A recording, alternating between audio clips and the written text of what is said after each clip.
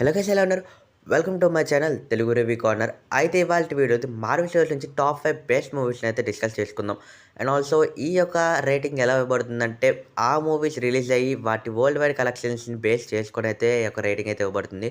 కాబట్టి ఏమాత్రం స్కిప్ చేయకుండా స్టిల్ వేరే వీడియో అయితే చూడండి. వీడియో అయితే స్టార్ట్ చేద్దాం. టాప్ 5 మూవీ వచ్చి the age of Ultron.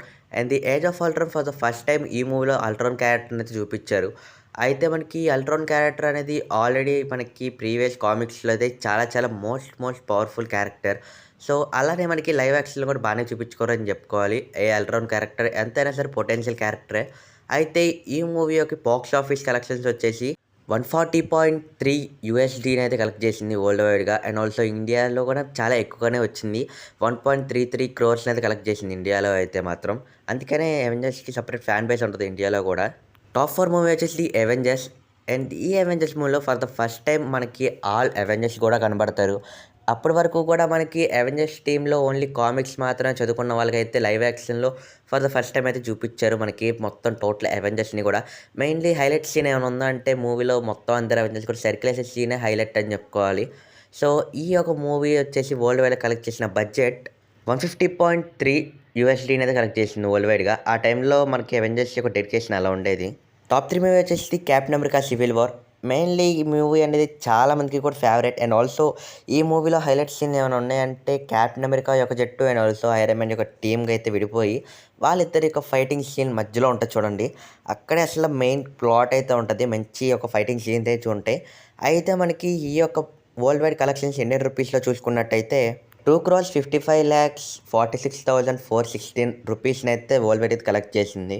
Top second movie వచ్చేసి the Avengers infinity war. And the infinity war movie వచ్చేసి మనకి 2018లో అయితే రిలీజ్ అయింది. అండ్ ఆల్సో మూవీ అయితే చాలా బాగుంటుంది ఇంట్రెస్టింగ్గా. అయితే మనకి అసలు ఈ మూవీ వచ్చినప్పుడు కూడా దేనికి లింక్ చేశారు ఏంటంటే చాలామందికి తెలియదు.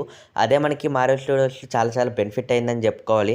ఎందుకంటే మనకి ఇన్ఫినిటీ వార్ సాగా ఇప్పటి వరకు ఉందని కూడా సైగా మందికి తెలియదు కూడా.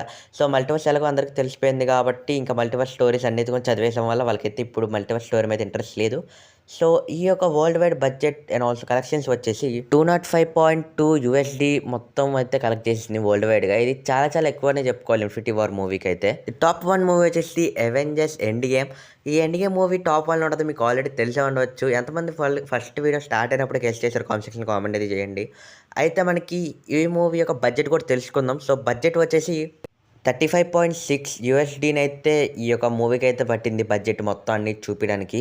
బట్ వరల్డ్ వైడ్గా కలెక్షన్స్ మాత్రం 280.75 క్రోర్స్ యూఎస్డీని అయితే వరల్డ్ వైడ్గా అయితే కలెక్ట్ చేసింది. చాలా ఎక్కువ, అసలు పెట్టిన తక్కువ బడ్జెట్ పడి వచ్చింది మాత్రం చాలా ఎక్కువ అని చెప్పుకోవాలి. ఒక మంచి ఫ్యాక్ట్ అయితే వీడియో అయితే ముగిద్దాం.